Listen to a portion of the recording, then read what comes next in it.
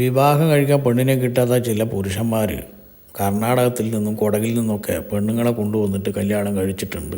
ചിലർ പുലിവാല് പിടിച്ചിട്ടുണ്ട്. ഇനിയിപ്പോൾ ശ്രീലങ്കയിൽ നിന്ന് പെണ്ണിനെ കൊണ്ടുവന്ന് കല്യാണം കഴിക്കുന്ന മലയാളി പുരുഷന്മാരുടെ കാലമാണ്. അത്തരമൊരു കഥയാണ് നമ്മളിവിടെ കാണാൻ പോകുന്നത്. അതുകൊണ്ട് നമുക്ക് കഥയിലേക്ക് കടക്കാം.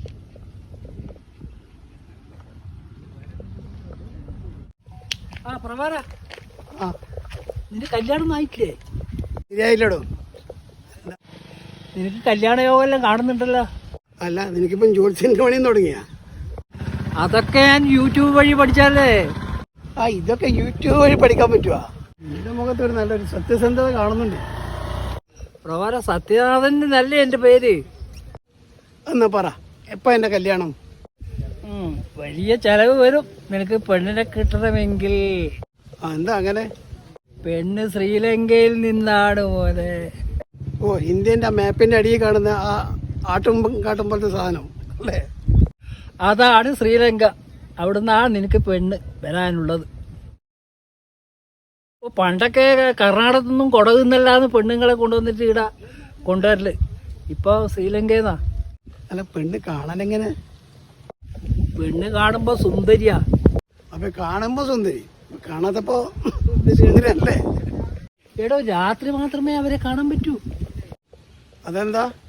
കൊപ്പിനെ വന്ന ഭൂതമല്ല. അവള് അധികാലത്തെ പുലർച്ചെ തന്നെ ജോലിക്ക് പോകും. ഞാനറിയാതെ എൻ്റെ ഭാര്യക്ക് എന്ത് ജോലി? അലക്ക് ജോലിയാണ്. വലിയ വീട്ടിലെല്ലാം പോയി അവര് വസ്ത്രങ്ങളെല്ലാം അലക്കി കൊടുക്കുന്ന പണിയാണ്. അയ്യേ, അങ്ങനത്തെ പെണ്ണൊന്നും എനിക്ക് വേണ്ട.